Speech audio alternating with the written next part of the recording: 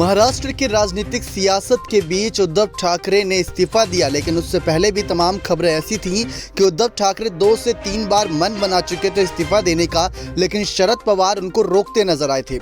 उन्होंने कहा था कि इस मुश्किल घड़ी में आप इस्तीफा मत दो, बल्कि डटकर सामना करो, क्योंकि राजनीति है, ये सब चलता रहता है।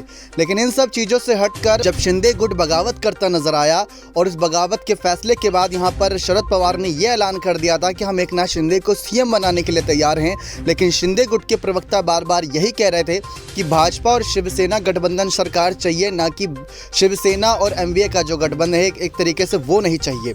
इन सब फैसलों को लेकर यहाँ पर तमाम चर्चाएं हो रही थी, लेकिन सबसे ज़्यादा जो ध्यान खींचा वो आदित्य ठाकरे के बयान ने खींचा था। जी हाँ, बगावती खेमे को लेकर आदित्य ठाकरे ने जो बातें कही थी वो बहुत चुभती नजर आई थी और इस पर बयान भी यहाँ पे इसके खिलाफ नजर आया था और इस पर विपक्ष ने भी काफ़ी बयानबाजी करी थी। दरअसल आदित्य ठाकरे का बयान ये था, जब गुवाहाटी में सभी बागी विधायक गए थे तो उन्होंने हमला बोला था और उन्होंने कहा कि वे सामने आए और आंखों में आंखें डालकर हमसे बात करें।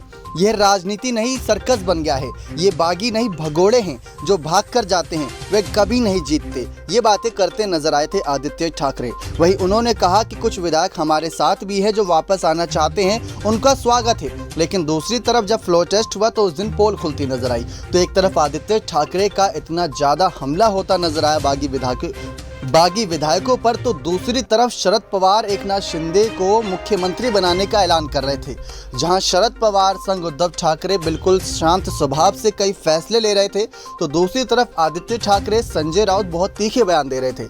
इससे पहले भी तमाम खबरें निकलकर सामने आई थी कि एमएलसी चुनाव के कुछ दिन पहले ही यहाँ पर आदित्य ठाकरे, संजय राउत की बहस होती नजर आई थी एकनाथ शिंदे से। तो पूरी तरीके से देखने को मिला इस राजनीतिक सियासत में कहीं ना कहीं जब 2-3 दिमाग लगते नजर आए अलग अलग गुटों के, तो यहाँ पर भिड़ंत होती नजर आई। नतीजा ये निकला कि एकनाथ शिंदे को भाजपा ने नया सीएम घोषित कर दिया, तो दूसरी तरफ उद्धव ठाकरे ने उससे एक दिन पहले इस्तीफा दे दिया था।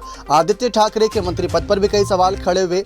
शरद पवार का जो एक तरीके से सत्ता में बने हुए थे उद्धव ठाकरे के मुख्यमंत्री के तौर पर, तो वो भी यहाँ पर जाता नजर आया। तो बहुत कुछ यहाँ पर महाराष्ट्र के सियासी संकट के बीच घटता नजर आया। अब इसका जिम्मेदार कौन ठहराया जाए, इसकी जिम्मेदारी कौन लेगा, ये अभी तक नहीं पता चल पाया कि इसकी पूरी तरीके से मुख्य वजह क्या थी कि एकनाथ शिंदे गुट का बागी विधायकों का इतना ज़्यादा नाराज़ होना और वापस तक ना आना, और दूसरी तरफ चुनाव चिन्ह छीनने तक की खबरें सामने आना, ये बहुत ज़्यादा कहीं ना कहीं महाराष्ट्र के सियासी संकट के लिए उद्धव ठाकरे, आदित्य ठाकरे, शरद पवार संग संजय राउत के लिए खतरा बनता नजर आया। और धीरे धीरे यहाँ पर तमाम और अपडेट सामने आ रही है इस पर कि किस तरीके से एकनाथ शिंदे अब सीएम बन चुके हैं, वो भी कई फैसले ले रहे हैं और उनके फैसले अभी तक तो देखा जाए तो महाराष्ट्र की जनता के लिए हैं, लेकिन क्या आने वाले वक्त में शिवसेना को लेकर कुछ और हुंकार भरेंगे, ये देखना काफ़ी दिलचस्प होगा।